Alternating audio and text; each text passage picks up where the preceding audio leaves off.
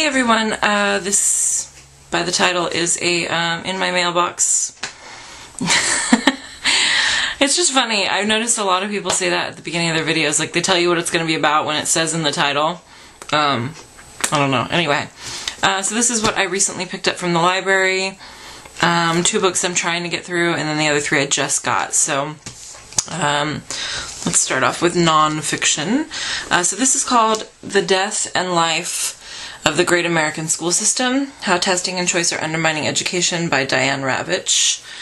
She was on The Daily Show recently, and she's worked in education for quite a long time, and having just come out of education and not sure if I will ever go back, I thought it would be interesting to hear some of her takes on it. I know that I talk to a lot of people about things that are wrong with education and possible solutions, but it would be very hard to change the system entirely. So I was curious to see what this has to say, and so far it's talking a lot about No Child Left Behind and standards and how all those decisions were made and the politics behind it. So it's interesting. It's just I need to read it when I'm more awake and not right before I go to sleep at night, because nonfiction is a little dry for me. Next one is by Lori Notaro, and this is The Idiot Girl in the Flaming Tantrum of Death, Reflections on Revenge, Germophobia, and Laser Hair Removal. Looks like that.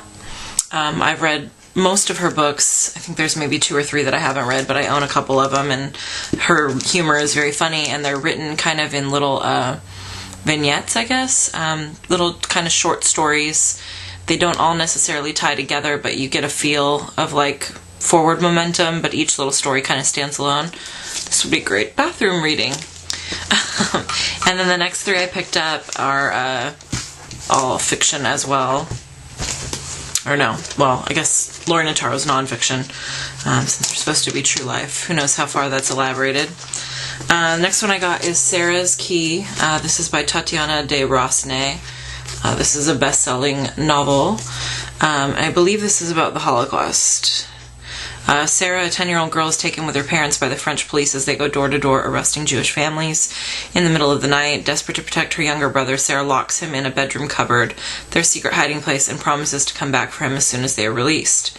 60 years later, after 1942, Sarah's story intertwines with that of Julia German, an American journalist investigating the roundup. In her research, Julia stumbles onto a trail of secrets that link her to Sarah and to questions about her own romantic future.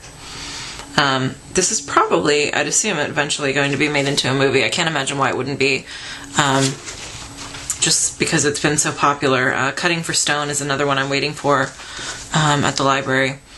So I tend to like Holocaust books, as I've mentioned before, and that sounds like it has a good plot and story and everything woven together. I'm not sure if this is somewhat of non-fiction or if it's all fiction. The author was born in the suburbs of Paris, is of English, French, and Russian descent.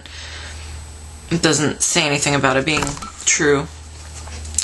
Okay, next one I got. This is Something Borrowed by Emily Giffen. This is the new movie coming out with Kate Hudson and Jennifer Goodwin, who I love in Big Love. Jennifer Goodwin's awesome. It looked like a really cute movie, so I put this on the list, and there wasn't hardly any wait at the library, so this looks like it'll be a fun read, and if I like it, then I might check out some of the other Emily Giffen books. Basically, if you haven't seen the trailers for it, the story is about this girl who's kind of crushing on this guy. Her very popular friend shows up, and when she says, "Oh, I'm not interested in him," you know, because friends always out each other in front of guys they like, or at least they did in high school, if I remember correctly. She says, no, I'm not into him, we're just college friends, and so her friend goes after him, and 6 years later they're getting married, and the romance between the original character, Jennifer Goodwin's character, and the guy that her friend is about to marry starts to develop, and it sounds like they're not going to go through with the marriage because of that. So it'll be curious to see what happens with the friendship in this. And then the last book I got is the one I'm most excited about. So this is An Abundance of Catherines by John Green. I did not know who John Green was up until about maybe a couple weeks ago. I'd seen a couple reviews on Paper Towns and not really even paid attention to them. I just knew, oh, it's a young adult book that's really popular.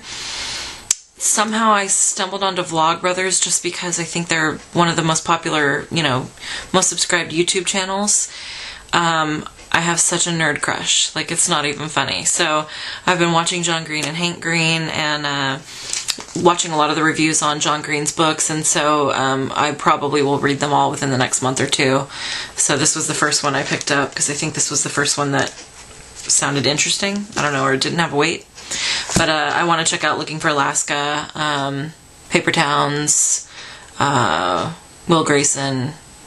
So, oh yeah, I totally have a nerd crush. I don't know how I did not know about Vlogbrothers until now, and I just like what they talk about too, the humor and everything else. So I'm totally excited to read that and see if I can hear his voice in there. So those are the books I'm reading.